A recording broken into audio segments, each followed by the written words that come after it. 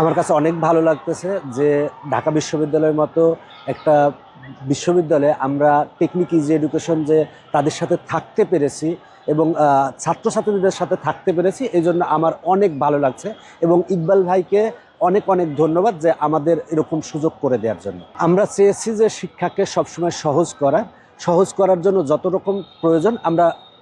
চেষ্টা করেছি। আর এই যে আজকের যে প্রোগ্রাম, এই প্রোগ্রামে হচ্ছে যে ক্লাসরুমের বাইরে যে ছাত্রছাত্রীদের মেধাটাকে বিকশিত করার দরকার বা বিজ্ঞানের বিষয়গুলো তাদের মাথায় ঢোকানোর দরকার, সেই বিষয়গুলোর কাজ চলতেছে। যদি আমরা প্রপারভাবে ছাত্রছাত্রীদের মাথায় বিজ্ঞান বিষয়টাকে সুন্দরভাবে ঢুকাই দিতে পারি এবং তারা যদি এটা নিয়ে নিয়মিত কাজ করে, আমি মনে করি বাংলাদেশ থেকে এক সময় টমাস আলভা এডিসন বা মার্ক জুকারবার্গ বা বিল গেটস কিন্তু তৈরি হবে। সুতরাং আমাদের উচিত যে তাদেরকে সুযোগটা তৈরি করে দেওয়ার। এই যে ডাকসু বা let's world the no sorry let's know the world এর যৌথ আয়োজনে যে প্রোগ্রামটা করেছে, আমি বিশ্বাস করি এই প্রোগ্রামের ফলে সামনে অনেক কিছুতেই ছাত্রছাত্রীরা সুযোগ পাবে এবং সামনে যদি এরকম আরও প্রোগ্রাম করা হয় তাহলে আমি মনে করি যে ছাত্রছাত্রীরা অনেক পড়াশোনার ক্ষেত্রেও এগিয়ে যাবে এবং বিজ্ঞান নিয়ে তাদের মধ্যে চিন্তাভাবনা আসবে। এবং আমরা চেষ্টা করতেছি যে পড়াশোনা সহজ করার, এই জন্য কিন্তু আমরা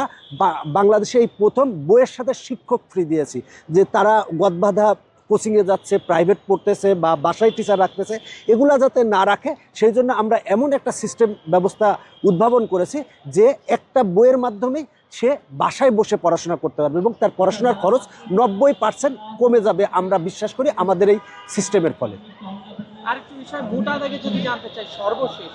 এই যে আজকের আয়োজন, এই আয়োজনের মেসেজটা সারা দেশের মানুষ কিভাবে পাবে এবং এই আয়োজনটা কি কারণে করা হচ্ছে, মোটা দাগে এক লাইনে বলুন। মূল কথা হচ্ছে ক্লাসরুমের যে গদবাঁধা পড়াশোনা, সেই পড়াশোনার বাইরেও যে তারা চিন্তা করবে বিজ্ঞান নিয়ে,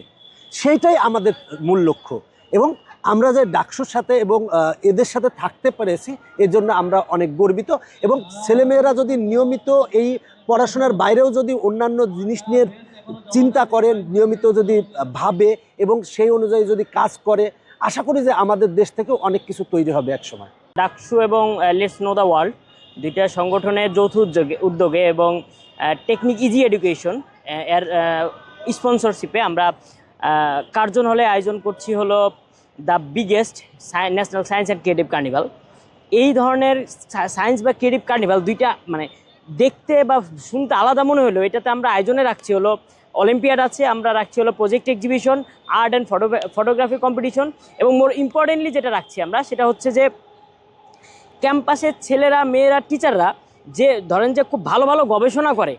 কিন্তু যে গবেষণাগুলো আমরা দেখি যে আমাদের নিজেদের প্রবলেমগুলো সলভ করতে পারে না, যার ফলশ্রুতিতে দেখছি গত 50 বছর আমরা আসলে ক্যাম্পাস